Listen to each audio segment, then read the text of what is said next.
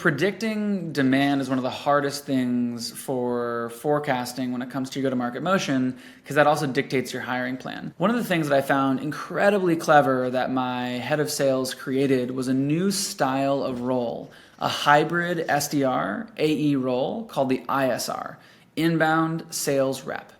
An ISR is flexible so that if your demand isn't high enough, they can go source meetings like an SDR. But as your demand grows, they can take inbound demo request meetings to close deals. The way they work is essentially they close the smaller deals. So they wait for all the inbound to come in.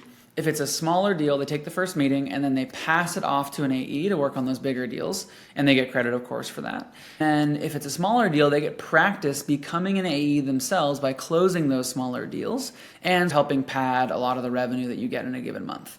We made a pretty heavy investment after successfully proving out this model for a quarter, where we brought on 3 more ISRs. Now we have 4 inbound sales reps.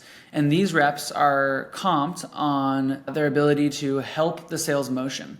So they're comped on a quota for closing deals, but also on a quota for finding new booked meetings. If there isn't enough to feed themselves inbound, they go out and grab more meetings. They're also in charge of passing off some of those larger deals to the AEs, so the AEs still benefit from the inbound circuit. This allows us, as an early stage B2B SaaS company, to experiment with our sales headcount modeling in a way that gives us the flexibility to not need to predict demand at a perfect level. It gives us the flexibility to not need to, let's say, bring on a bunch of people, the demand's not there, and then fire them, only to have the demand surface very quickly and wish we didn't. Instead, we're able to use this hybrid flexible role where we're giving former SDRs a chance to break into being an AE in a comfortable way that's just one step beyond their comfort zone, closing small deals, and we've seen really good results from it.